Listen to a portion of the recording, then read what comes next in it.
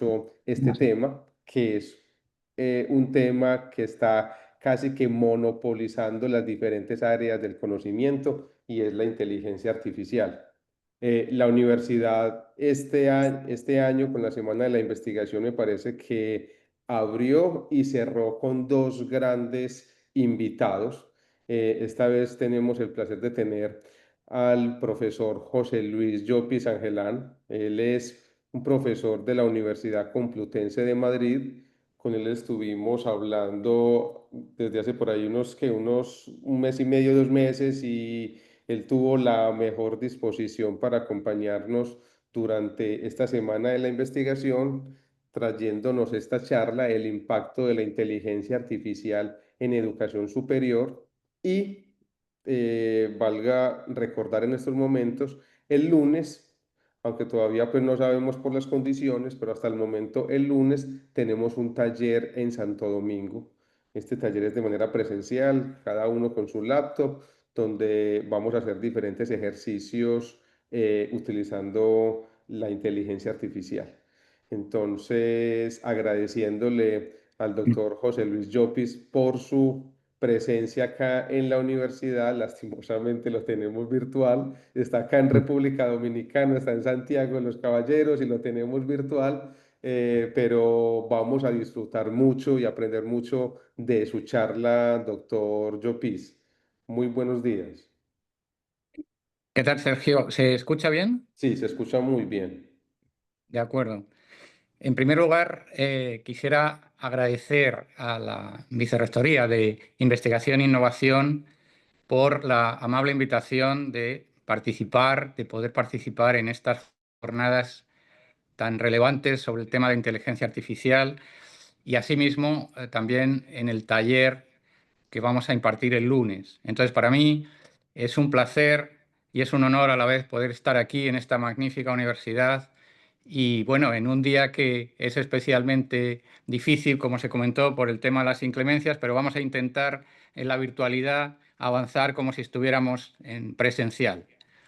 Entonces voy a compartir pantalla y ya vemos el texto, si me lo podrías confirmar. ¿Se ve bien aquí? Sí, se ve muy bien. Perfecto.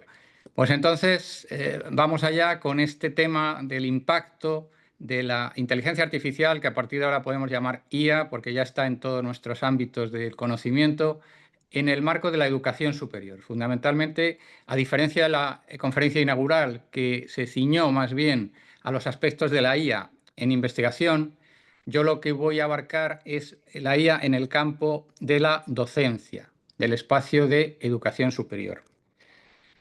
A lo largo del tiempo, las revoluciones tecnológicas han traído una transformación social. De hecho, si no hay transformación social, no se pueden considerar revoluciones tecnológicas estrictamente.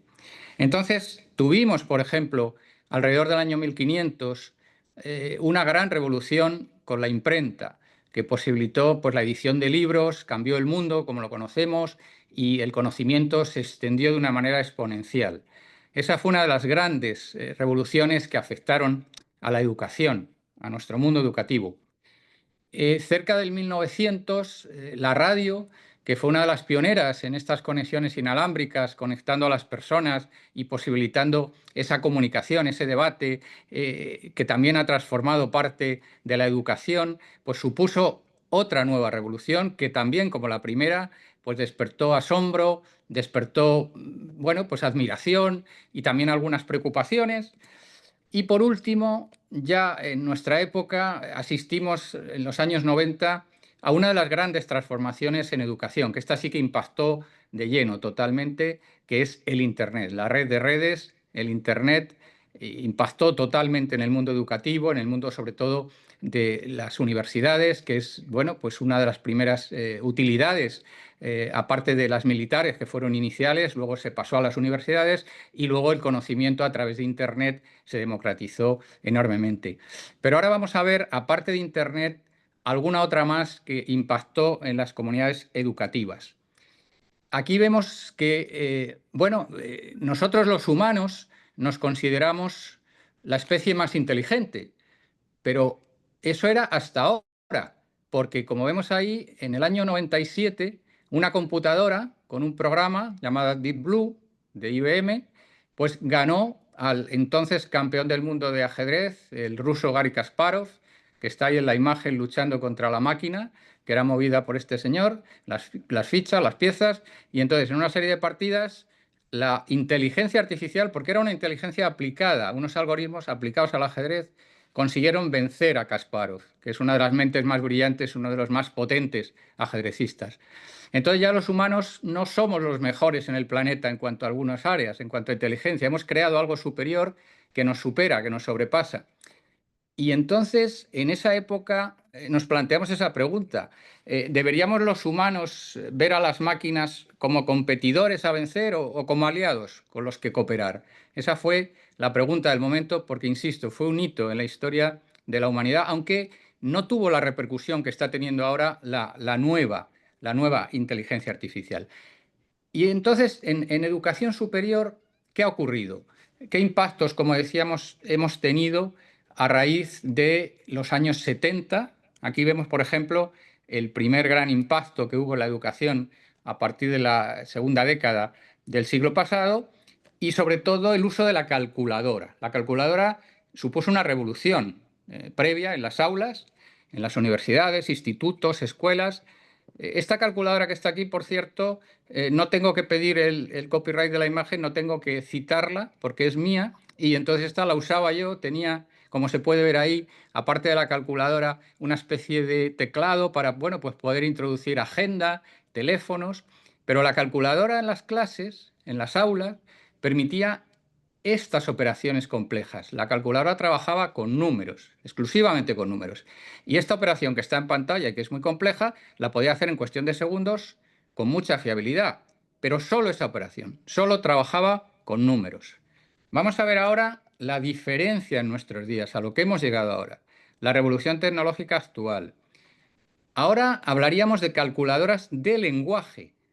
Pero claro, es mucho más potente calcular lenguaje, calcular términos, palabras, frases, textos, que calcular números. Y con el lenguaje podemos hacer en todas las disciplinas una aproximación que nos genere conocimiento, que nos dé revisión, que nos dé un feedback, que nos haga una revisión por pares. Es decir, es infinitamente más potente y como podemos ver en esta imagen, puede permitir aquí a un profesor, por ejemplo, de Ciencias de la Salud, revisar con sus estudiantes un artículo científico, mejorar el título, añadir bibliografía a la introducción, descubrir erratas en el material y métodos, generar una buena discusión y unos buenos resultados y, por último, editar la bibliografía en un modelo como Vancouver, APA o lo que necesitemos.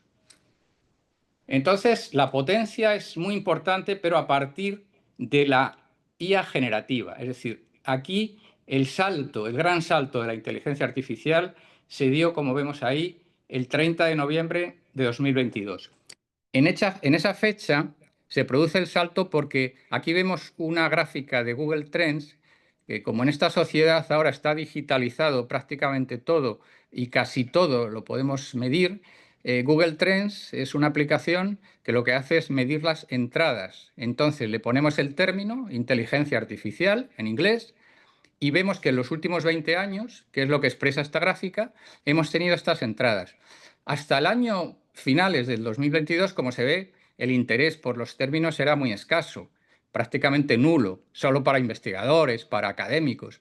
Pero a partir de la salida al mercado de ChatGPT, de la versión generativa, que por eso está marcado ahí arriba en amarillo, porque es generativa, ese es el gran salto, que esto genera otros contenidos, no es como la calculadora solo, que teníamos la generación solo de números, aquí tenemos unas generaciones impresionantes y entonces, claro, es el gran salto del laboratorio al gran público y se da, como se ve ahí, de una forma exponencial y brutal.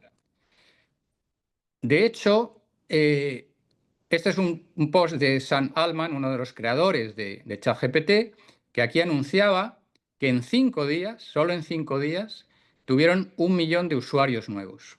Esto es impresionante, porque claro, si lo comparamos con otras empresas Por ejemplo, vamos a ver aquí de las más importantes que podemos conocer.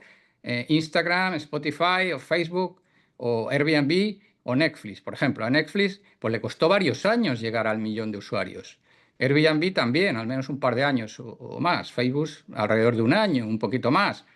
Pero es que ChatGPT en solo 5 días llegó al 1 millón de usuarios, convirtiéndose en el producto digital de adopción más rápida de la historia. Es decir, algo que no habíamos visto hasta ahora nunca. En nuestras sociedades estamos viendo unas revoluciones impresionantes.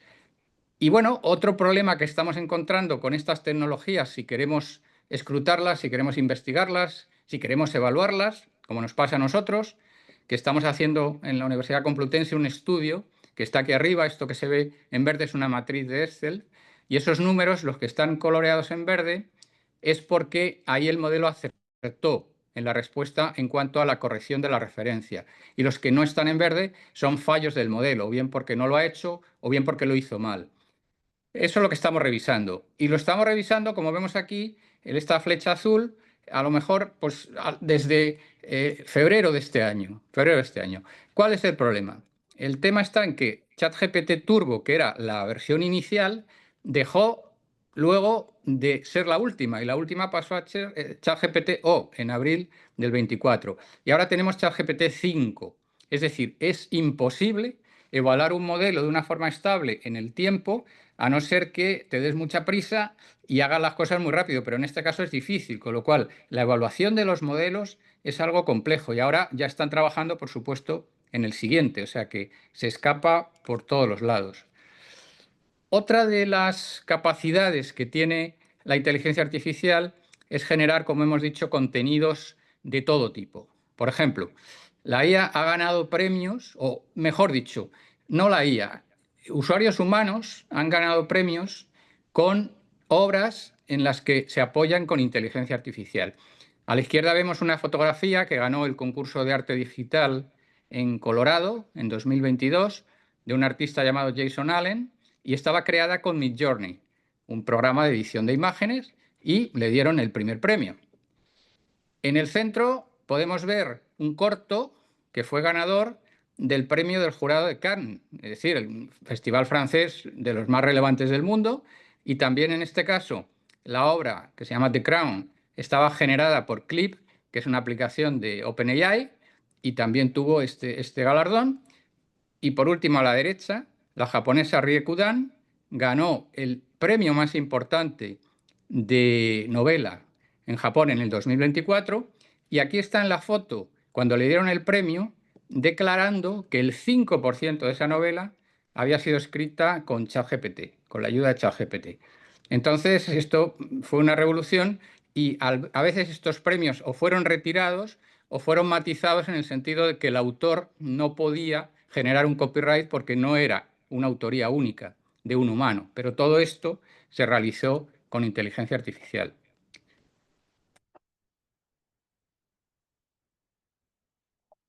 Vamos a ver ahora los usos más importantes de la IA. En el gráfico vemos una descripción de dónde la gente en su quehacer diario, esto es en social, no está solo en educación, esto está para toda la sociedad, dedica su tiempo y en ese tiempo en qué tema está focalizado. Entonces, como podemos ver en el círculo de arriba, la educación, lo que nos ocupa hoy, es el líder en esto porque está con un 28,3% a la cabeza, es decir, sería el uso más importante del que hacen los usuarios para la IA. Lo que pasa es que ese uso es compartido también con otras cosas, como por ejemplo los consejos prácticos de salud o belleza. En el caso de los consejos de salud, hay veces también que se utiliza incluso como consultoría de salud mental. Hay ahora muchos jóvenes que utilizan estas herramientas de inteligencia artificial para hacer consultorías personalizadas con problemas, situaciones de su vida. Y luego, pues en cuanto a la educación, pues estamos viendo que se declara cada vez un uso mayor, así como abajo el de escribir o buscar información, los cuales afectan mucho al terreno educativo. O sea que si sumamos también estos porcentajes, veo que aquí que en la educación pues se centra gran parte del uso de ChatGPT, pero como he dicho antes, también es cierto que hay usos peligrosos porque no están todavía con autoridad de fuentes y que, sobre todo los más jóvenes, pues lo siguen utilizando. Y bueno, pues ChatGPT llegó, como vemos aquí, como un tsunami a las universidades, a los colegios, a los centros de educación superior y arrasó todo como si fuera un ciclón importante, ¿no? Pero en todos los terrenos, tanto profesores, como vemos, estudiantes y, por supuesto, los rectores o responsables de las universidades. En los tres terrenos llegó de una forma totalmente, bueno, impresionante. Y ahora vamos a ver algunos efectos de estos reales que ocurrieron al inicio, sobre todo, de la aplicación de los primeros modelos, que era el inicio del año 2023. Aquí vemos que, por ejemplo, en enero, ChatGPT era capaz de aprobar exámenes en la asignatura de Derecho. En el centro, pues también, con gran éxito, el examen de la licenciatura médica en Estados Unidos. Y abajo, el examen de Administración de Empresas de la prestigiosa Universidad de Wharton, en Pensilvania, era también aprobado por un chatbot, por el modelo de entonces de ChatGPT. Entonces, esto fue una verdadera revolución, porque nos dimos cuenta del potencial que tenía, y eso sí que es generativo. Eso ya no era la calculadora que puse yo, eso es en cualquier, como dije antes, disciplina, se puede ver el avance. Y esto lo demuestra, que bueno, aprobar exámenes de ese nivel pues tiene que ser modelos muy avanzados, ¿no? Claro, lo que ocurre es que con respuesta a ese avance de los modelos, al impactar en las áreas del aprendizaje y de la enseñanza, por ejemplo, aquí a la izquierda, como vemos en los colegios de Nueva York, pues prohibieron el uso de ChatGPT. En el centro, la Universidad de Hong Kong, en Asia, también temporalmente lo prohibió para que los alumnos pudieran hacer con ello el trabajo de clase. Y aquí a la derecha, en Australia, esta noticia ya es de cuando eliminaban la prohibición, pero llevaban meses también que habían empezado a prohibir en Australia el uso de ChatGPT. O sea que mundialmente, como podemos ver, hubo una primera reacción de rechazo. Lo fundamental en ese momento era prohibir y rechazar. Sin embargo, antes hemos aludido a esta universidad de Pennsylvania Wharton, que aquí en un artículo anterior al 2023, ellos se dieron bastante prisa en hacer una evaluación de cómo impactaban los modelos en la universidad, y entonces aquí, en diciembre del año 22 todavía, publicaron este artículo en el que, como se ve aquí arriba, pues expresan, como el resto de universidades, la preocupación por esa posibilidad de plagio, la fiabilidad limitada que tienen las respuestas de la IA, que hay mucha alucinación, como se dice, por bueno, pues, respuestas erróneas o no válidas o inventadas. Y todo esto es cierto, pero según esta universidad, el objetivo de estas aplicaciones, a pesar de eso, además de eso, debía ser aprovechar las capacidades y también esas limitaciones que tenía para mejorar el aprendizaje. O sea, que iban contracorriente. Cuando el mundo estaba prohibiendo el uso, ellos estaban fomentando que los profesores hiciéramos un uso ético, hiciéramos un uso para la mejora de los procesos y, en conclusión, ellos pensaban que estas herramientas habían venido ya para quedarse y eran potencialmente disruptivas en ese cambio en todas las aulas. Como se puede ver arriba, ese número 11 del ranking mundial de universidades pues, expresa que, claro, esta universidad está en un lugar de privilegio y tiene recursos para poder hacer este tipo de estudios. Y bueno, pues el estudio es importante para ver un poco que en ese momento iba en contracorriente porque, claro, la tendencia general en esa época era más de miedo a los modelos que de utilización positiva de los modelos. Curiosamente, es que las mejores prácticas suelen provenir, claro, de estas universidades que están mejor clasificadas en los rankings. Aquí en la gráfica podemos ver el número de universidades por países que están en el grupo del top 200. Son países que tienen este número de universidades en esta, digamos, liga de campeones de las universidades del mundo.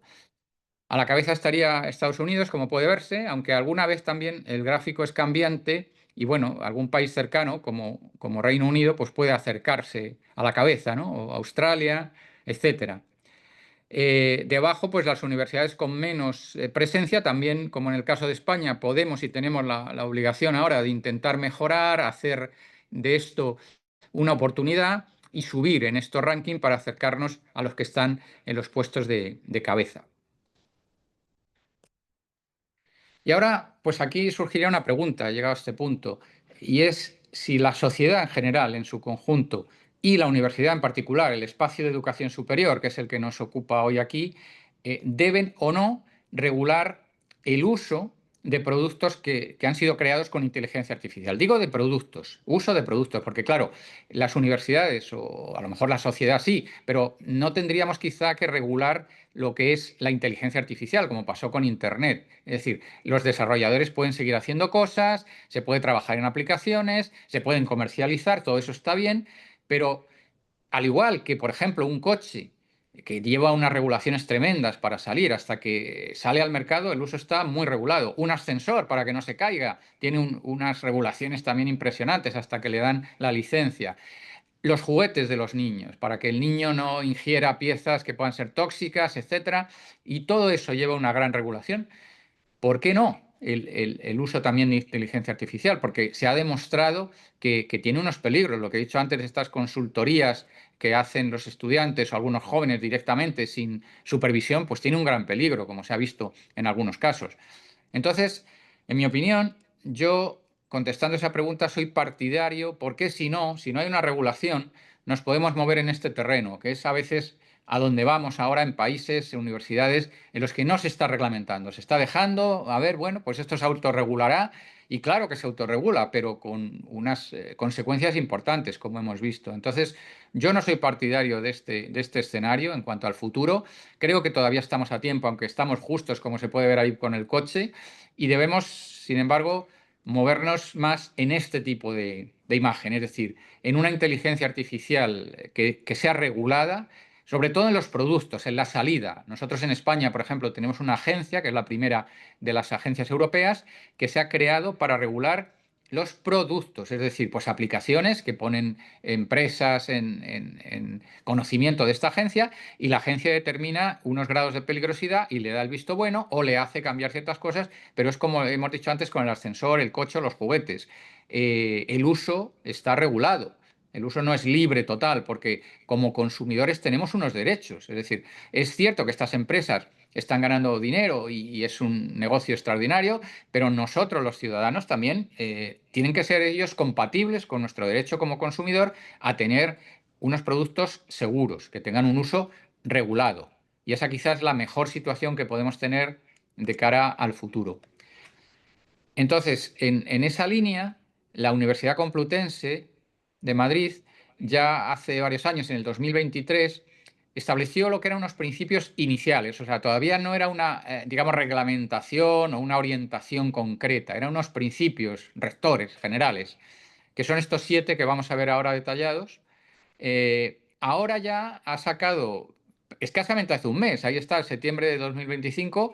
De hecho, cuando estábamos hablando de esta conferencia y a mí me preguntaron, yo tuve que decir que en ese momento todavía no teníamos esto publicado de una manera como orientativo, como está ahora, pero aquí vemos que ahora ya sí. Ahora el Consejo de Gobierno de la Universidad definitivamente en esta fecha aprobó esta guía, y entonces pues estas orientaciones ya han salido y ahora pues en la universidad hay que mantener estos principios que vamos a ver, porque yo creo que es una buena experiencia. Ya aquí estoy empezando un poco la parte donde me dirijo más a lo que son los rectores y responsables de la universidad. Rectores y responsables que tienen que trabajar en esto para realmente llegar a un consenso con los profesores y con los estudiantes, con todos los agentes, y hacer de las universidades un espacio que sea seguro, ético y de progreso, ¿no? El primer mensaje sería, yo los voy a copiar, como digo literalmente, porque me parece que puede ser útil para cualquier universidad que quiera adherirse o que quiera repensar esto y quiera hacer algo similar. No es realista prohibir la utilización. Sí, podemos ponerle puertas al campo, como estamos viendo en la imagen, pero ahí pasará tanto personas como virus, como aire, como todo. Es decir, no tiene ningún sentido lo que es el prohibir, porque los estudiantes lo van a manejar, el acceso es barato, el acceso es 24/7, el acceso es en cualquier lugar y no tenemos formas de realmente que sea una prohibición realista. Por lo tanto, impedir su uso, imposible. Eso es lo primero. A continuación, esto es clave, esto es capital ahora mismo, que hay un debate importante. Anteriormente con el plagio, cuando un estudiante plagiaba, yo mismo he tenido casos de estudiantes que hemos suspendido en un tribunal de trabajo fin de grado, por ejemplo, porque han presentado un artículo científico en el cual la introducción estaba plagiada al 90%, a lo mejor, al 90%. Entonces, eso era más fácil. Yo bajé a la biblioteca, le pedí a los bibliotecarios que me hicieran una copia en papel del artículo, marqué los porcentajes, marqué las coincidencias y cuando estamos en el tribunal, pues se lo enseñé a la alumna y claro, allí delante de la familia, con sus padres, sus abuelos, amigos que habían venido, pues tuvo que reconocer que había utilizado una práctica no muy académica de hacer el trabajo fin de grado y por supuesto, pues tuvo que esperar para aprobar el siguiente ejercicio. Entonces, eso con el plagio era más fácil porque teníamos programas como por ejemplo el Turnitin que nos permitían ver lo que he dicho, el porcentaje de similitudes, de coincidencias. Aplicábamos ese porcentaje, extraíamos las fuentes y podíamos cotejar que fácilmente cuánto había copiado y de dónde lo había copiado. Bien, pero eso era con el plagio. Pero ahora con los programas y sobre todo los nuevos modelos de inteligencia artificial, esto cada vez es más difícil. Es muy difícil que como este profesor se dedique aquí a ver si realmente el estudiante lo estaba copiando de una inteligencia artificial, lo ha generado de manera libre. Eso es muy difícil o prácticamente imposible.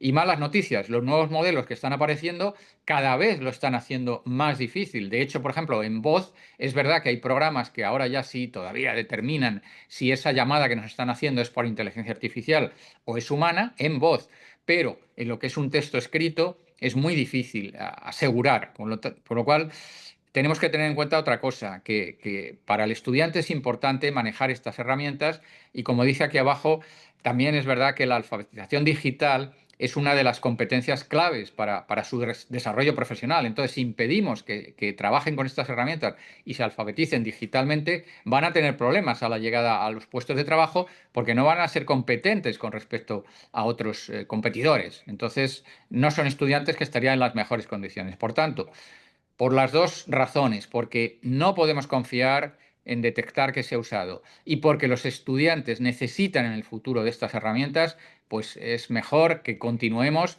y hagamos otras prácticas en cuanto a la evaluación.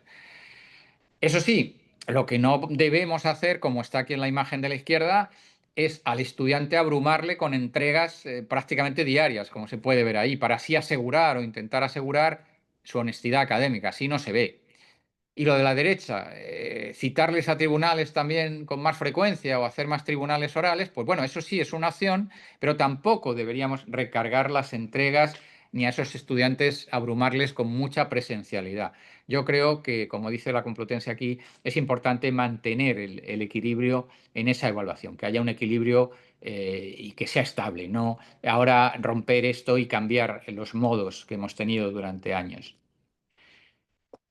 Si tenemos una sospecha razonable de uso indebido, como pasó con los plagios, pues hay que actuar como hacíamos con ellos, es decir, sin alarmismo, hay que respetar siempre la buena fe del estudiante, pensar que como esta estudiante que está aquí va a ser una posibilidad para ellos, ella lo está pensando, en hacerlo o no hacerlo, y sabe que no está permitido, entonces es una decisión ya de los estudiantes. Pero por parte de la academia, digamos, de la universidad, no hay que variar tampoco la postura y debemos siempre respetar y confiar en el estudiante. El profesor también tiene un papel clave aquí, pero hay veces que se preocupa porque piensa que con esta aparición de estas herramientas va a perder el poder central, va a perder su capacidad de estar en el eje de la educación y ser un poco el referente, sea quien tutela esto, ¿no? Entonces, el papel incluso con IA, como vemos aquí en esta imagen, a pesar de que esta profesora pueda utilizar la inteligencia artificial para expresar ese modelo que tiene en la pantalla, esos gráficos, los estudiantes, bueno, pues con sus portátiles seguirlo, interactuar. la profesora siempre será el eje de la enseñanza-aprendizaje, del proceso. Y entonces la capacidad de guiarlo no desaparece con la IA. Es al contrario, se podría hacer, se puede acrecentar, pero no desaparecer. Es decir, que el profesorado no tiene que tener miedo a la herramienta como sustituto. Lo que sí que es cierto es que tiene que mejorar las competencias, como le pasa a los estudiantes para el acceso a los puestos de trabajo. En el caso del profesorado necesita también estar en un medio que ahora esto pues va a ser el día a día, y entonces hay que adaptarse, hay que adaptarse. Las herramientas que antes eran demonizadas, digamos, al principio, como decían en la Universidad de Pensilvania, pueden ser útiles, pero si se usan bien. ¿Y cómo se usan bien y para qué se usan bien? Pues se pueden usar bien para aspectos de autoformación, porque la autoformación la podemos tener nosotros independientemente de la tutela, de las tutorías, del profesorado, de las clases virtuales o presenciales. La autoformación es un proceso independiente y entonces ahí puede tener un interés, porque podemos aplicar algoritmos de IA para que el alumno se forme en determinados temas. Pero eso sí, a la derecha vemos que también tiene que haber un equilibrio, un balance entre el pensamiento crítico que tiene el estudiante y lo que él produce. Porque claro, hay que hacer una lectura crítica. Por ejemplo, en Ciencias de la Salud hacemos lecturas críticas de la literatura científica. Es decir, no nos dan un artículo y todo lo que pone ya lo asumimos como bueno, sino que tenemos que ver esa bibliografía, las fuentes, las calidades de los argumentos y controlar con un espíritu crítico en el cual, como digo aquí, la IA puede ser de utilidad. Ahora bien, aunque podemos utilizarla y tener grandes resultados, tenemos que tener en cuenta algo muy importante, que estos nuevos programas, estos nuevos algoritmos, estos nuevos modelos, estas nuevas aplicaciones de IA, no constituyen nuevas fuentes de autoridad. Es decir, no es una nueva enciclopedia que ha salido y hay que asumir todos los postulados al 100%, ni muchísimo menos. Para demostrar esto, aquí en el gráfico, OpenAI lo que hizo fue ver la diferencia de porcentaje de alucinaciones. A mí no me gusta mucho la palabra alucinaciones, pero como dije antes, es la que se ha impuesto internacionalmente y entonces representa un poco esas partes del modelo donde falla por error o porque está generando algo que no es real, como por ejemplo las referencias, que a veces se inventa. Hay muchísimos artículos en PubMed, por ejemplo, de gente que utiliza ChatGPT para generar, no para corregir referencias, para generarlas. Y entonces hay como 500 artículos donde dice, claro, que la experiencia es muy mala porque muchas de esas experiencias, de esas referencias, están inventadas, no son reales. Entonces, por eso, para eso es muy mala. Pero nosotros que estamos trabajando ahora, y lo veremos en el taller del lunes, en la edición de referencias, es decir, no la generación, sino la edición, la corrección, la mejora de las referencias bibliográficas, estamos viendo avances en los modelos y estamos viendo que dentro de poco seguramente sí lo vamos a poder recomendar. Pero eso será más adelante. Por el momento, estos modelos alucinan bastante. Aquí vemos, a pesar de ello, de que desde el O3 de OpenAI hasta el 5 Thinking, que es el que utilizamos ahora, el ChatGPT 5, con pensamiento, que nos retarda las respuestas para dar una mejor versión de esa respuesta. Pero aún así, el porcentaje de alucinaciones pues, todavía es importante y no podemos, por supuesto, utilizarlo con una autoridad. Entonces, derivado de todo esto, ahora para los estudiantes, yo me dirigiría ahora a los estudiantes. Hay que hacer un uso ético. Estas son unas recomendaciones, voy a poner 3 pantallas de recomendaciones de la ONU, de la UNESCO, perdón, de la UNESCO para la educación superior. Entonces, la UNESCO recomendaba a los estudiantes, vamos a ver, unos principios que están divididos entre el antes del uso de la IA, que es lo que estamos viendo en pantalla, luego veremos el durante, cuando el estudiante la usa, y al final de la utilización, otras recomendaciones. Entonces, la primera sería utilizar la IA como apoyo, no como un sustituto. Vemos a la derecha que el estudiante, aunque tiene la inteligencia artificial conectada, detrás tiene también toda una biblioteca donde está contrastando en ese momento la información. Es decir, que el estudiante la usa, pero no totalmente se apoya en ella. Hace un uso parcial, que es como hay que hacerlo. También hay que comprender las limitaciones que tiene la inteligencia artificial. Es otro de los consejos para estudiantes, que no entienden, o sea, que no interpreten que la IA es omnipresente y omnipotencial y tiene toda la capacidad de hacer todo en cualquier momento. No es así. La IA tiene limitaciones. Entonces el estudiante tiene que cogerlo, pero con una forma crítica, como hemos dicho antes. Y siempre, antes de empezar a usarla, hay que evitar violar las normas de la integridad académica. Es muy fácil meternos en un atajo fácil, como vemos aquí a la izquierda, en la imagen de la izquierda, y despreciar el sendero de la honestidad académica, que no porque la IA nos dé facilidades y herramientas fáciles, debemos de abandonarlo. Hay una frase que dice que no todo lo que se puede hacer se debe hacer o se debe pedir a alguien que lo haga. Todo lo que se puede hacer, no, a veces no debemos hacerlo, aunque tenemos esa capacidad. Entonces, para mí este sería quizá el consejo más importante de cara a los estudiantes. En cuanto al durante, el momento del uso de la IA, hay que ser transparente.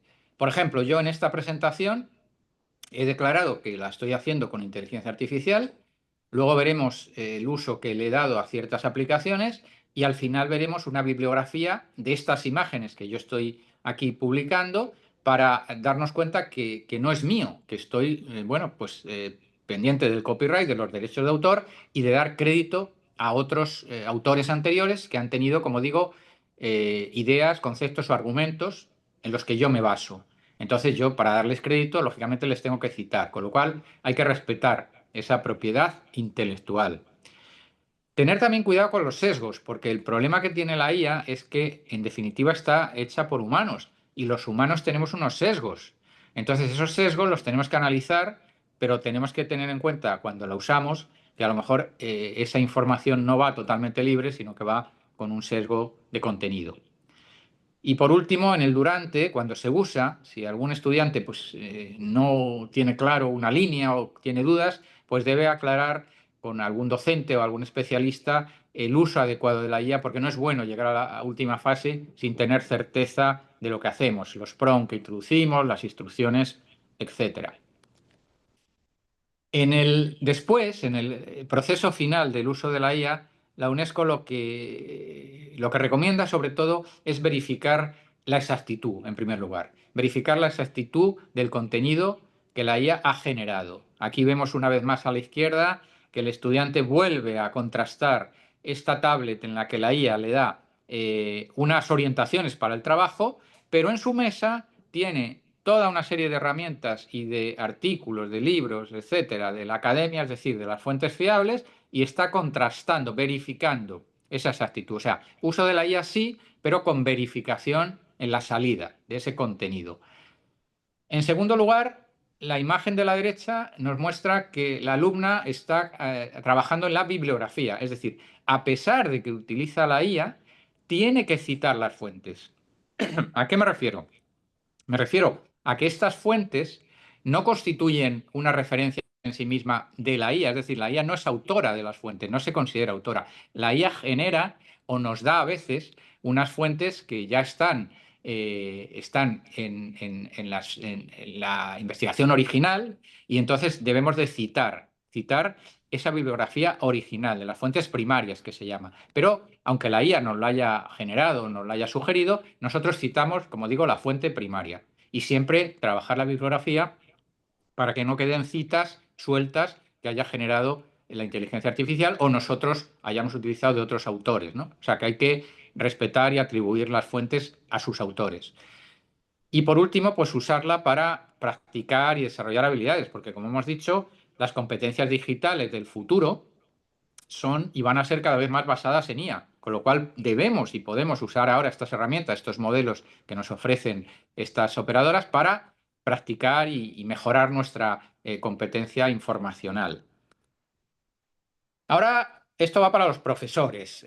Los profesores, aquí a la izquierda tenemos un profesor de otra generación que utilizaba otras herramientas, el papel y lápiz que decíamos, yo soy de esta generación senior también, los libros, y en contraposición a la derecha pues tenemos el modelo del estudiante actual, que claro, ya ni papel, ni lápiz, ni nada prácticamente. Entonces, el estudiante se basa en todo digitalizado, suele trabajar con una tablet, además de eso, pues tiene un ordenador portátil o tiene un teléfono móvil de última generación y, por supuesto, en casa un asistente digital. Entonces, hay que hacer un ejercicio de humildad. Esto dirigido a los docentes porque en realidad los estudiantes ahora vienen en este formato en general, ¿no? Con unas competencias ya de base que nosotros no tuvimos, un conjunto de tecnologías que nosotros no tuvimos y que les van a permitir a este grupo de estudiantes tener una posición más avanzada y más fácil ante los nuevos desarrollos de estas herramientas para el aprendizaje y la enseñanza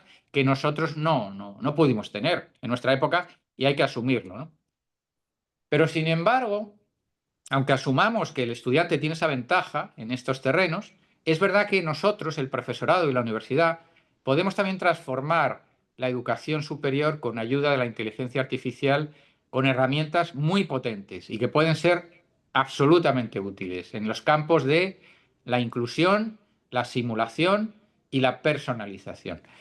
En el campo de la inclusión, a la izquierda, por ejemplo, uno de los esquemas que podemos ver aquí es las clases subtituladas para estudiantes con discapacidad auditiva.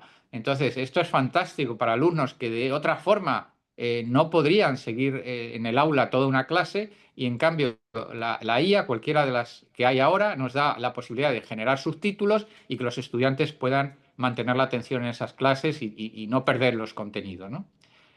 También ahí vemos en el centro las potencialidades ahora de la simulación clínica que hemos hecho siempre. La simulación clínica se ha hecho siempre. Lo que pasa es que anteriormente hacíamos, por ejemplo, como estamos viendo en la imagen, una RCP básica, una RCP avanzada, y ahora hacemos lo mismo, pero en esos portátiles que tienen estos estudiantes que están en las prácticas clínicas se puede incorporar unos exámenes, por ejemplo, se pueden incorporar unos test, se pueden incorporar unos contenidos con el que el alumno interactúe y haga pruebas, de manera que la simulación clínica sube un escalón, su interés docente. Y luego a la derecha, una de las aplicaciones más novedosas que hay ahora en cuanto al uso de inteligencia artificial generativa en las aulas es que algunos profesores de unas universidades están creando tutores personalizados para grupos de estudiantes o personalizados totalmente en un estudiante. Y eso sería generar un tutor que el alumno tuviera, como hemos dicho antes, 24/7, independientemente del tutor académico o del tutor de un trabajo fin de grado, fin de máster o tesis, y esa tutela estaría en el ordenador, el alumno podría recurrir a ella y posteriormente ser supervisada por la tutoría presencial con el tutor académico. Pero en todo ese tiempo ha aprovechado la oportunidad a alumnos que están en países que no tienen, por ejemplo, también posibilidad de acceder al docente de una manera regular, pues tiene un campo tremendo estas herramientas, ¿no? O sea que el profesor aquí es el campo que tiene, hacer uso de la IA, no temerla, no preocuparse, simplemente utilizarla y transformar la educación. Ese sería el mensaje hacia los profesores. Un ejemplo de esto es lo que estamos haciendo nosotros. Un GPT, es decir, es una aplicación que se llama Vancouver Reference Tutor, es decir, un tutor para referencias en estilo Vancouver, que el alumno, no solo el alumno, el profesor, el investigador, el editor, cualquier persona que esté escribiendo un artículo, una tesis, un trabajo fin de máster, puede introducir aquí su referencia y mejorar la edición de esas referencias. Entonces, este sería un trabajo académico que llevaría a la IA a prácticas docentes eficaces, pero sobre todo éticas, ¿no? Estamos utilizando la IA de una manera ética para mejorar esas referencias que ya están hechas, no las estamos copiando, las estamos mejorando. Aquí lo podemos ver que este es un poco el motivo del taller del lunes próximo que hemos dicho con algunos profesores de esta universidad. Entonces, lo que vamos a trabajar ahí es que, como vemos arriba, los errores que cometen los alumnos en los datos de las referencias bibliográficas, que son estos que están en color rojo, por ejemplo, aquí en la referencia número 3 de arriba, que le sobra ese punto porque el estilo Vancouver solamente separa con coma los autores, o aquí en la primera también, el Annals of Neurology, eso hay que abreviarlo y arriba no lo estaba y hay que corregirlo.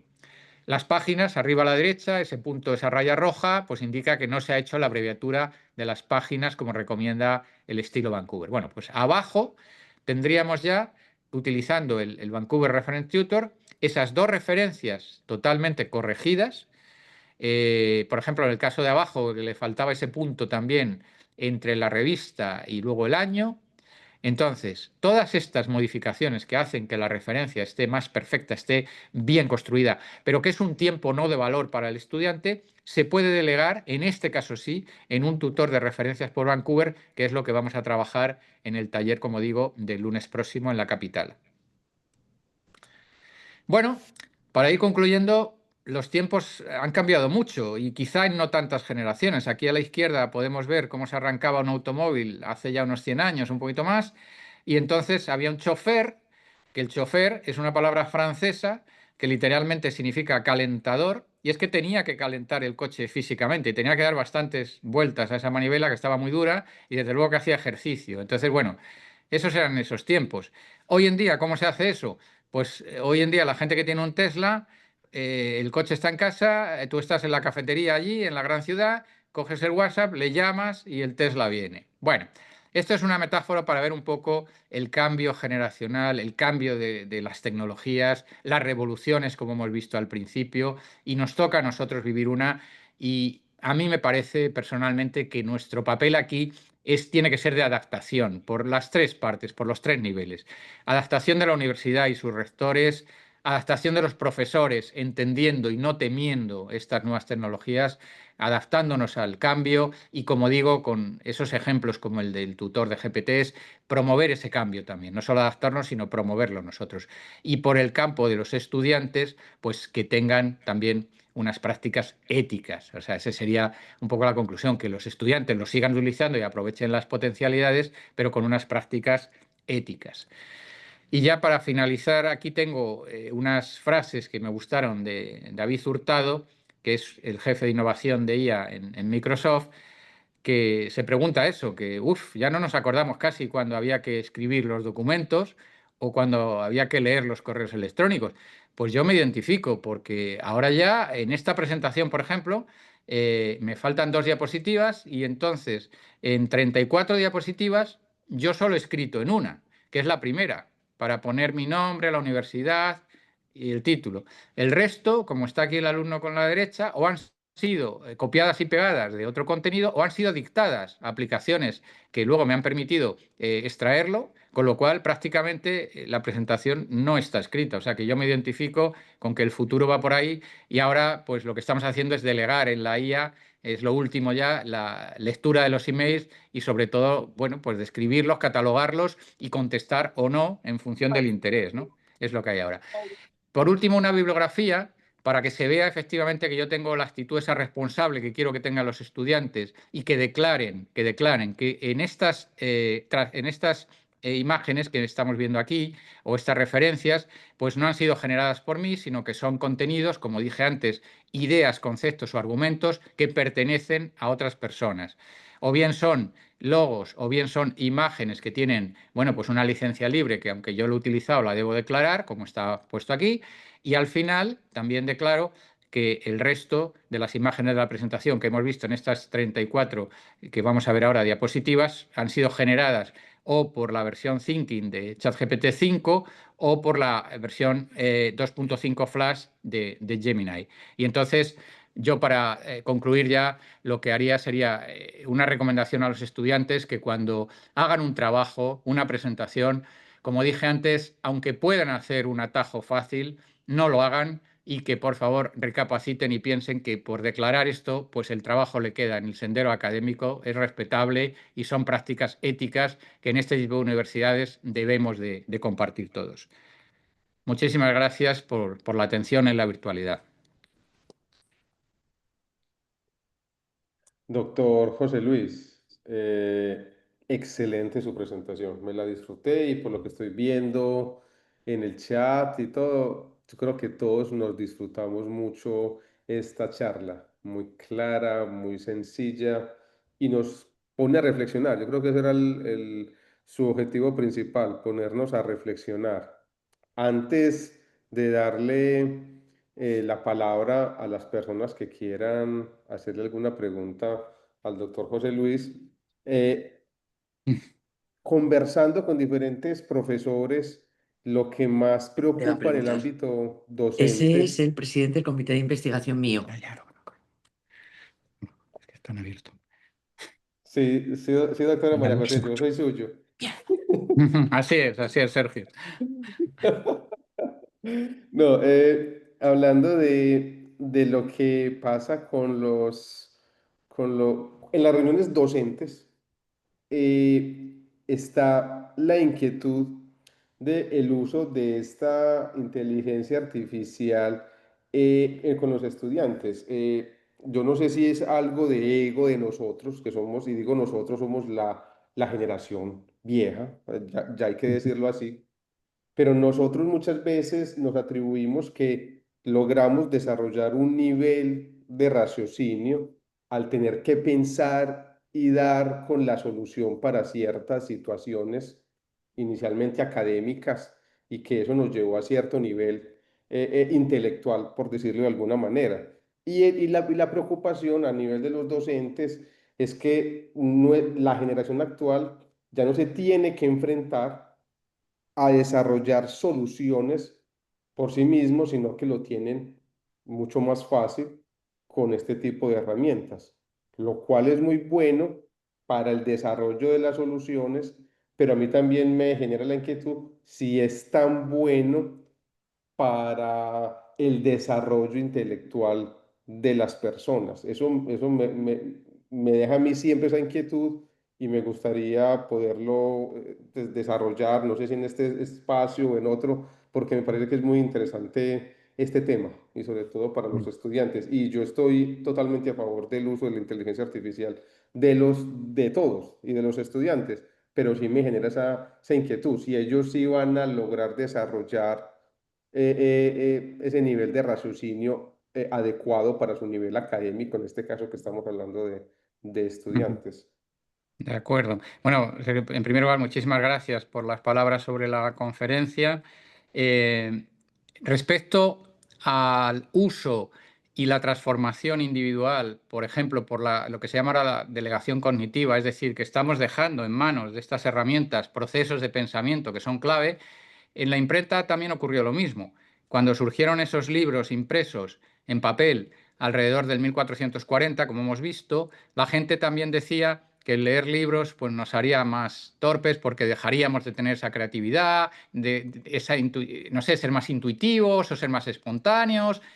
Y ahora pues estamos viendo que no fue así, que los libros nos han enriquecido y tenemos unas sociedades basadas en el conocimiento que son mucho más potentes y por eso hemos llegado a la inteligencia artificial y por eso hemos llegado a perder en el ajedrez, porque hemos conseguido que la máquina sea más potente que el humano y en el caso de las herramientas actuales es verdad que hay voces que dicen que hay que tener mucho cuidado porque si ahora se delega todo, como finalicé diciendo, que estamos delegando la contestación de los correos electrónicos. Claro, si yo delego la contestación de mis correos electrónicos al día, lo que estoy delegando es realmente una capacidad que tengo, una competencia que tengo de asumir interés o responsabilidad y todo eso lo estoy perdiendo en función de la máquina para ganar un tiempo. O sea que sí que es cierto que hay neuropsicólogos y gente especializada que está viendo que, por ejemplo, el no escribir simplemente, que esto ya no es solo culpa de la IA, sino de las nuevas tecnologías en general. Yo lo dije también en la conferencia, que utilicé una diapositiva de 34 escrita y las otras copiadas, pegadas o dictadas. ¿Qué supone eso? Que yo anteriormente hubiera tenido que escribir mucho más texto. Pero claro, la escritura enriquece los procesos cerebrales porque fomenta la atención, etcétera, etcétera. O sea que sí que estoy de acuerdo en esa fase. Esto no está exento de peligros y, como los medicamentos, no está exento de contraindicaciones. Es fantástico, bien utilizado, pero tenemos que ser muy humildes y saber que también va a tener esas implicaciones no tan buenas. Excelente, José Luis. Y yo te abro el espacio para las personas del público que le deseen hacer un comentario o una inquietud. Perfecto. Bueno, quería levantar la mano, pero no encontré. Yo quiero primero felicitar a nuestro conferencista por lo, no sé, por lo académico y por lo docente que ha sido.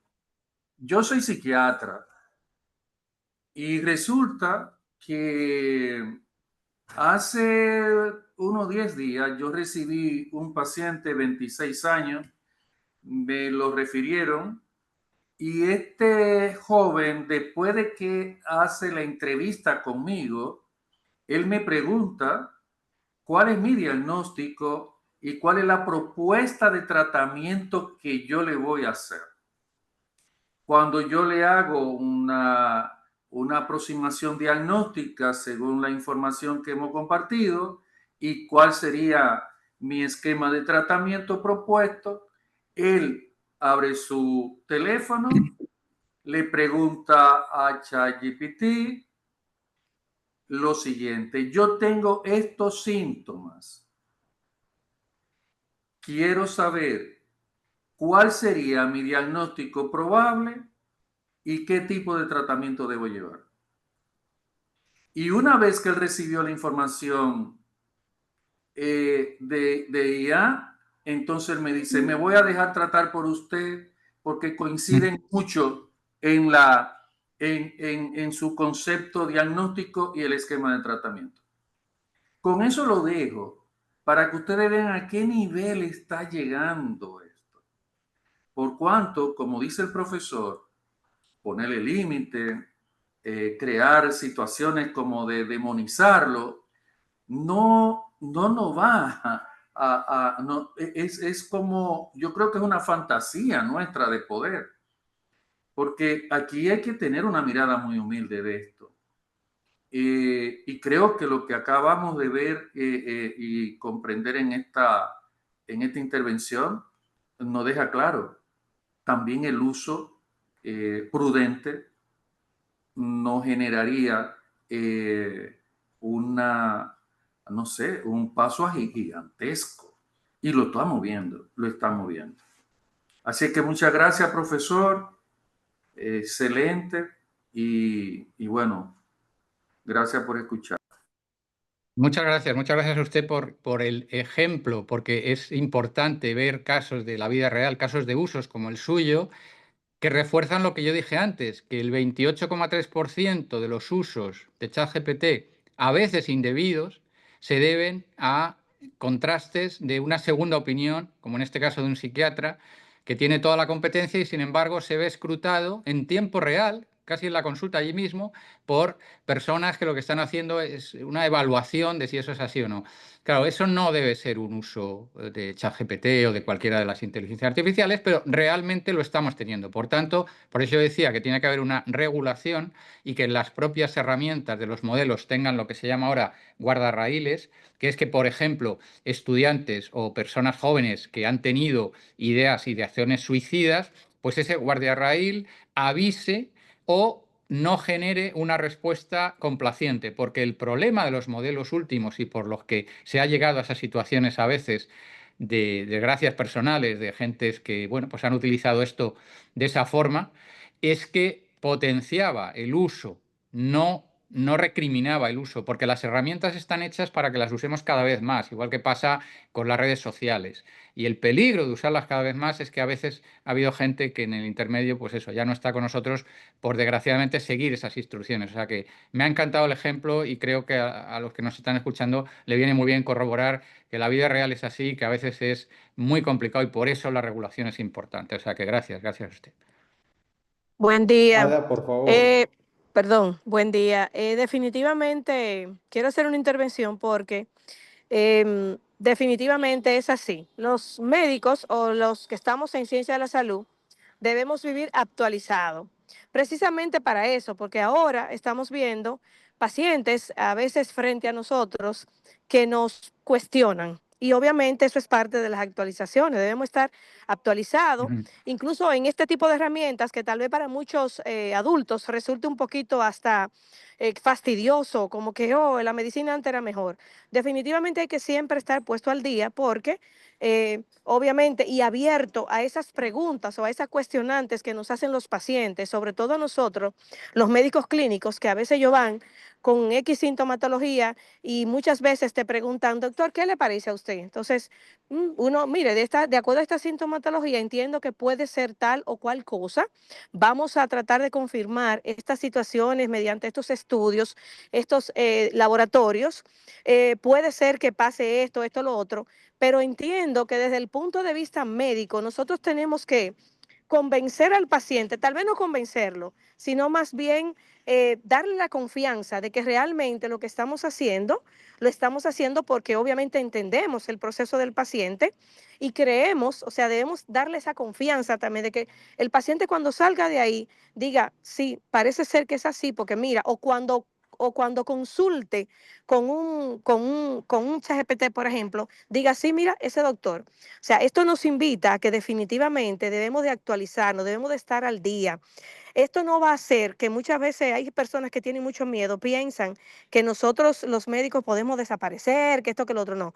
Sigue siendo igual, esa relación médico-paciente debe seguir existiendo, esa historia clínica va a seguir existiendo, pero obviamente debe también existir esa confianza y debe existir esa preparación académica nuestra como para decirle al paciente, ofrecerle al paciente y contestar las preguntas que ellos realmente pueden tener.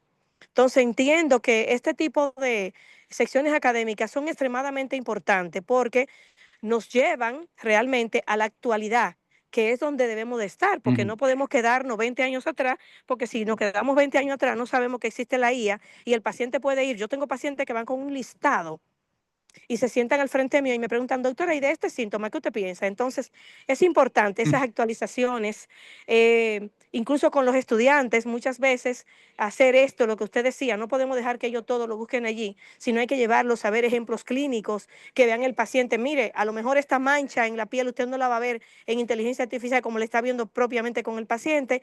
Entonces, creo que esto es un llamado a la reflexión, sobre todo para que nos actualicemos, nos pongamos al día, sobre todo los docentes de medicina. Excelente, doctor, excelente conferencia, muy didáctica, muy lograda al objetivo que realmente y las expectativas que teníamos. Muchas gracias, doctor.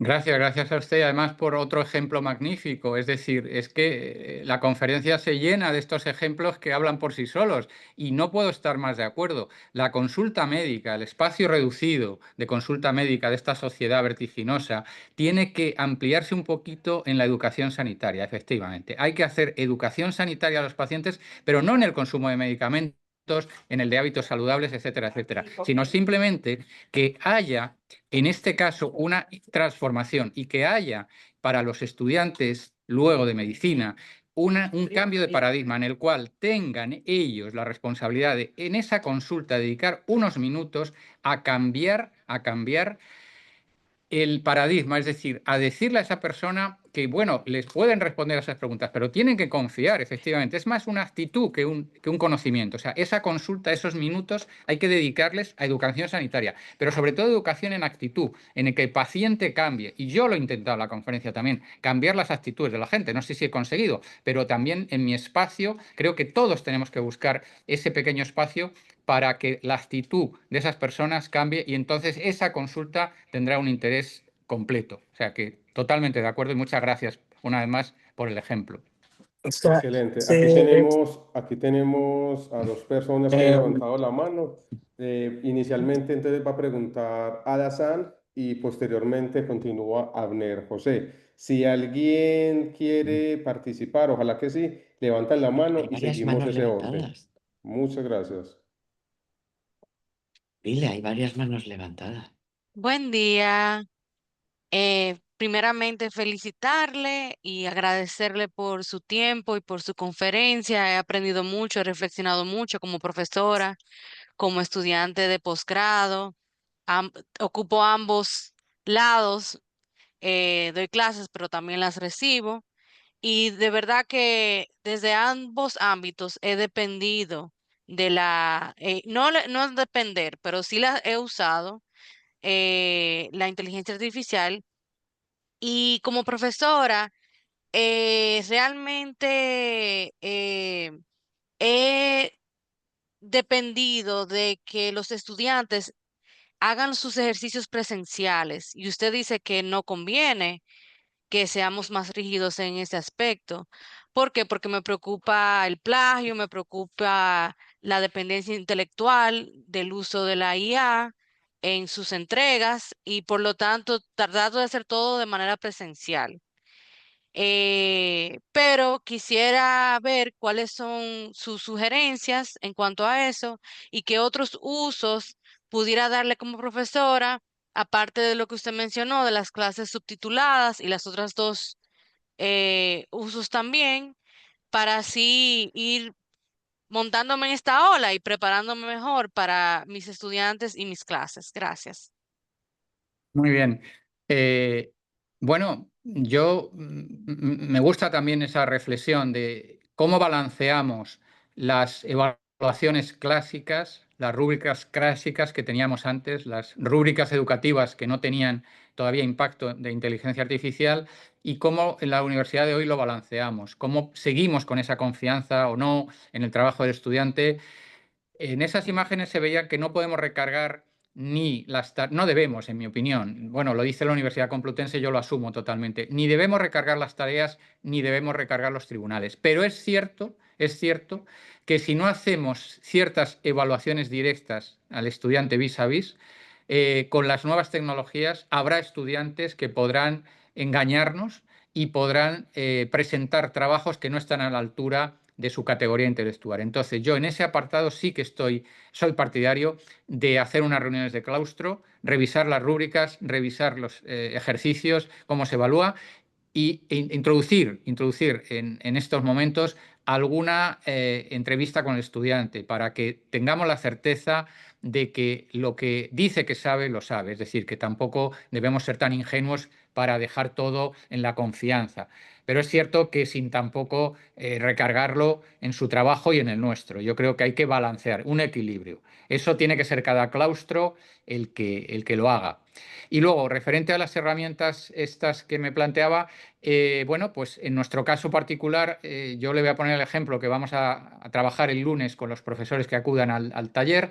Se nos ocurrió con los dos bibliotecarios, tanto el del hospital, porque nosotros tenemos en la Universidad Complutense varios hospitales conveniados, entonces con el bibliotecario del hospital y el bibliotecario de la universidad y el responsable de los trabajos fin de grado, se nos ocurrió desarrollar esta herramienta que era generativa de mejores referencias para todo tipo de estudiantes de los niveles diferentes, ¿no?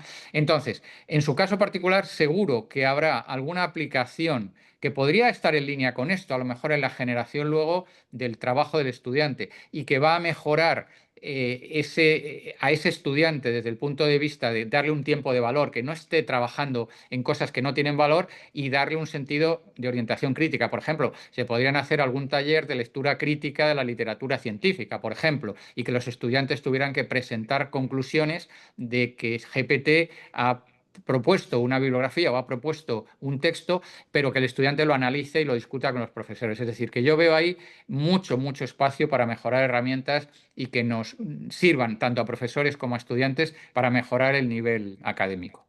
Muchas gracias.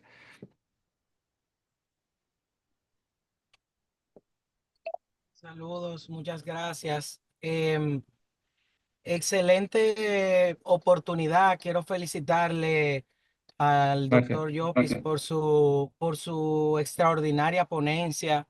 Verdaderamente nosotros como docentes y como profesionales de la salud estamos desafiados como comunidad de formación médica y de servicios médicos a incorporar la inteligencia artificial no solo como una herramienta tecnológica, sino como un recurso verdaderamente estratégico para mejorar tanto el diagnóstico, la toma de decisiones clínicas, la calidad del proceso de enseñanza y aprendizaje de las ciencias médicas en el siglo XXI y sobre todo ampliar verdaderamente ese espacio de discusión entre los estudiantes que dentro de poco tiempo serán futuros médicos, bueno, serán futuros médicos y serán verdaderamente los que tengan en manos la responsabilidad de brindarle atención a los pacientes y a darle servicio a la humanidad.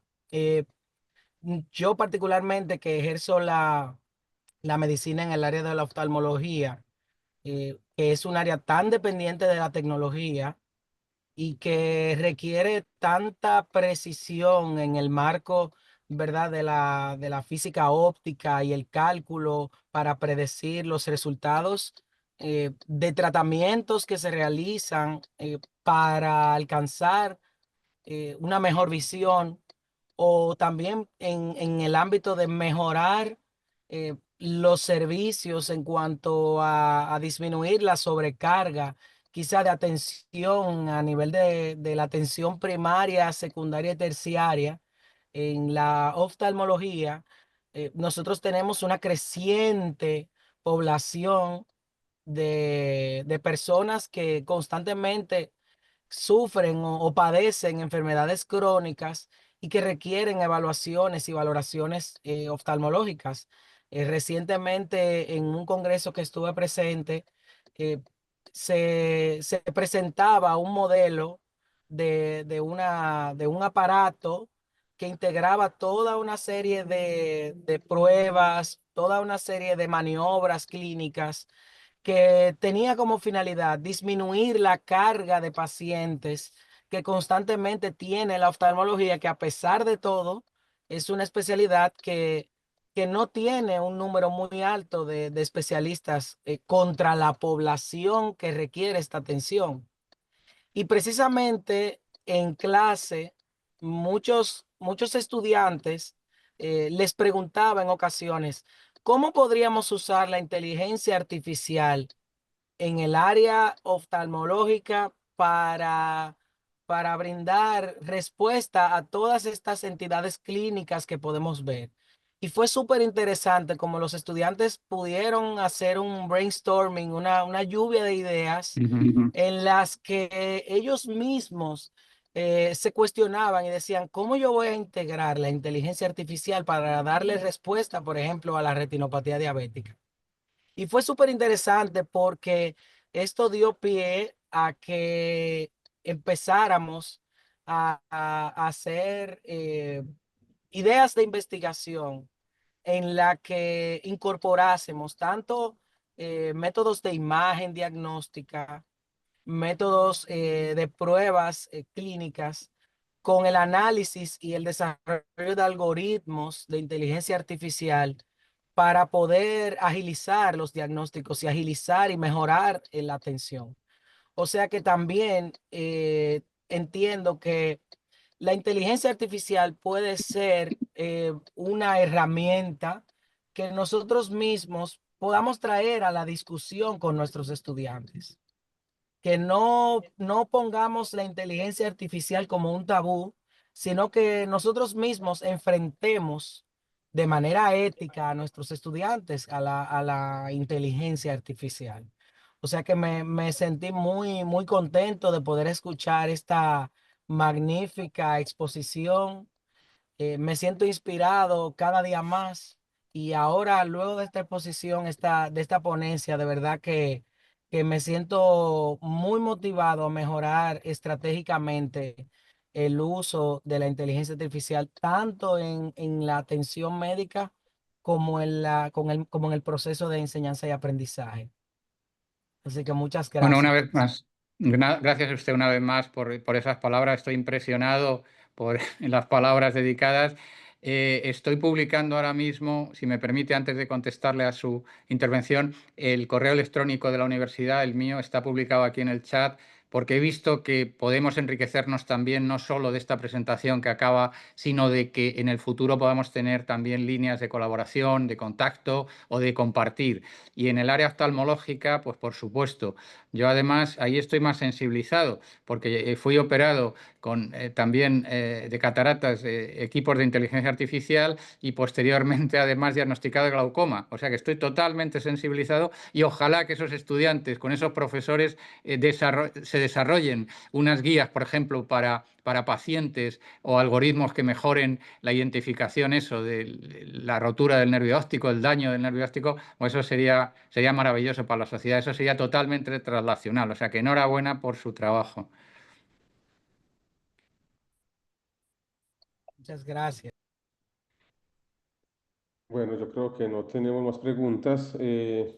Yo voy a aprovechar para hacerle una última inquietud al doctor José Luis, que ahora lo tomó con la segunda persona que le preguntó, y es sobre los tipos de trabajo que deberíamos realizar con los estudiantes. Nosotros, por cuestiones de acreditaciones internacionales, no todo pueden ser evaluaciones, ¿cierto? Hay una serie de Mm. trabajos que son sumativos para la nota final de nuestros estudiantes. Normalmente se mandaban a hacer trabajos que inclusive implicaban una mayor carga para el docente porque recibía los trabajos, pero se daba la clase normal y esa calificación de trabajos, esa evaluación se hacía en horas diferentes a las de la clase.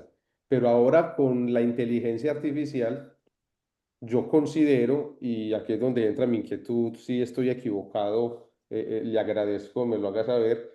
Yo considero que ya este tipo de trabajos pasaron de moda, ya no sirven porque simplemente los hacen con inteligencia artificial y entonces no estamos sabiendo si el estudiante obtuvo las competencias necesarias Ujú. para la actividad específica.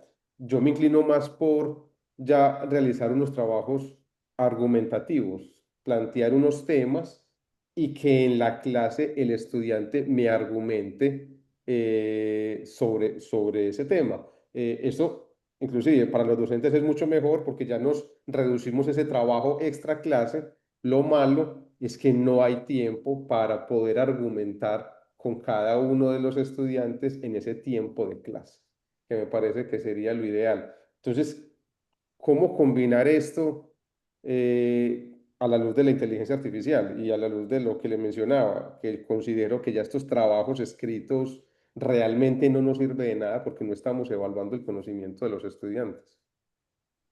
Sí, efectivamente. Vamos a ver, el problema que hubo con el florecimiento, sobre todo la época de lo que los trabajos escritos era algo que era muy habitual, es porque, claro, también es cierto que la ratio de profesor-alumno en muchos países pues no es la adecuada y entonces no era fácil a veces determinar que las competencias eran adquiridas, se recurrían a este tipo de trabajos, pero en definitiva luego con la aparición de los plagios y ahora con la aparición de inteligencia artificial, efectivamente, Sergio, coincido en que ese tipo de trabajos ni mucho menos tienen el valor que tuvieron al principio. Y además es que, bueno, pues ahora mismo hay otro tipo de formas de valorar esas competencias que se han realmente alcanzado. Entonces, yo también soy partidario más de hacer trabajos de grupo, por ejemplo, en los cuales, si ponemos el ejemplo anterior, podríamos discutir sobre algunos artículos científicos, el estudiante hacer una lectura crítica, diseñar unas guías de práctica clínica, por ejemplo, o unas recomendaciones para pacientes, como dijimos en el caso de la oftalmología, y todo ello nos serviría para que un grupo de estudiantes tutelado por un profesor pues tuviera esa evaluación clásica de otra forma, que es una forma mucho más efectivamente generativa de contenidos, generativa de resultados y que además pues al profesor le quitaría ese tiempo que no tiene valor de corregir trabajos de los cuales no podemos confiar. O sea que de acuerdo también en esa línea que es más intermedia ahora. Doctor Medrano, bien pueda. Bien, buenos días. Bueno, me uno a toda la motivación que el profesor ha hecho con nosotros. Mi pregunta va dirigida.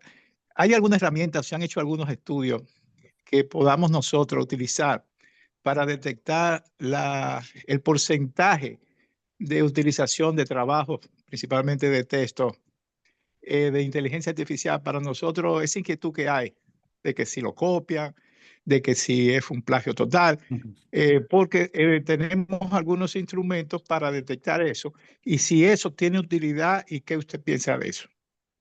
Muy buena pregunta y además creo que esa pregunta a mí estos días lo hemos comentado, compartido con unos cuantos docentes. Yo creo que es una pregunta de las más generales que yo he recibido estos días previos a la conferencia.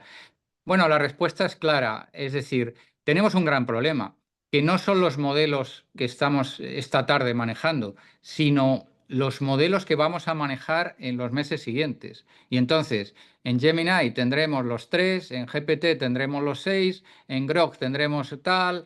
Es decir, las plataformas están a tal velocidad aumentando la capacidad de los modelos, capacidades para no ser rastreados y capacidades para mejorar también el resultado y para disminuir las alucinaciones. O sea, están mejorando en todo y están mejorando exponencialmente y, como dije, con nuestro estudio de las referencias, a una velocidad que es como el agua, no la puedes coger porque se escapa por todas partes. O sea que, en mi humilde opinión, hay que abandonar la idea de intentar, como pasó con el plagio, generar un programa que puede ser equivalente, por ser más conocido, al Turnitin, como mencioné antes, y que ese programa nos dé, como nos daba en los plagios puros de texto, el porcentaje absoluto de similitudes, el porcentaje de coincidencias. Nos tenemos que olvidar de eso. Pero ya digo, no por esta tarde, en octubre, porque en el mes de noviembre van a mejorar, en diciembre todavía más, en enero todavía más, y esa guerra la hemos perdido igual que perdimos la partida de ajedrez. Es que va a ser lo mismo, va a ser lo mismo.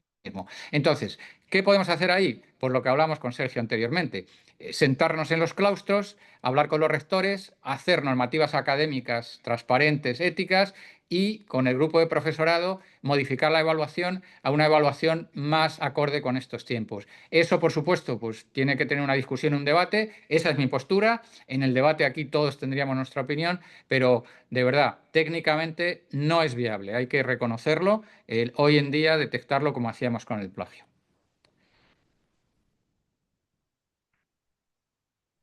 Bueno, doctor José Luis, nuevamente muchas gracias. Le cuento que he recibido muchos mensajes en mi chat, en mi WhatsApp.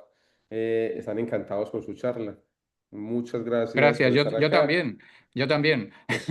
Una lástima que haya sido que estando acá en el país, que la universidad haya hecho el esfuerzo para traerlo acá al país, lo hayamos tenido que hacer virtual, pero mucho más importante seguir las recomendaciones del gobierno para cuidarnos todos. Y no, le agradezco a usted y también le agradezco a todos los asistentes. Tuvimos un pico de 88 asistentes en un momento de la charla, me parece que es muy buena para ser virtual. Entonces, muchas gracias, doctor José Luis, y estamos encantados. Y así de bueno para todos los asistentes, así de bueno va a ser el taller. Inclusive el taller de este lunes va a ser práctico. Será en la sede de Santo Domingo, tendremos transporte por parte de la universidad, así que quedan todos muy invitados, se tienen que registrar porque obviamente el cupo también es limitado. Muchas gracias, doctor José Luis, muchas gracias Y la nuevamente. computadora, Sergio, que deben de llevar. Claro que sí, cada uno con su computador. Muchas gracias, Marta. Marta, ¿quieres decir unas últimas palabras? No, que estoy súper emocionada con toda la facultad, que muchas gracias por la participación, doctor, complacidísimo, y ojalá que, como usted dijo, este sea el inicio de una colaboración futura con este y otros temas. Por supuesto que sí, Marta. Muchísimas gracias una vez más por mi parte al Vicerrectorado de Investigación e Innovación, a todo ese equipo que ha colaborado conmigo para poder hacer esta conferencia tan práctica, y ahora hemos visto el interés de todas estas personas. Yo insistir en que ahí está en el chat el correo electrónico particular que pueden usar todos los miembros de esta universidad, y también estoy viendo que hay alguna pregunta por si la conferencia está grabada, por si se puede luego disponer la grabación. Está grabada, queda grabada y podemos compartir el enlace luego con Sergio y bueno, ya veremos. Pero a través Perfecto. de Sergio podemos compartirla. Muy bien. Pues yo encantado de haber participado y felicitar a todos los que han intervenido con esas excelentes preguntas, porque también ha enriquecido muchísimo la conferencia.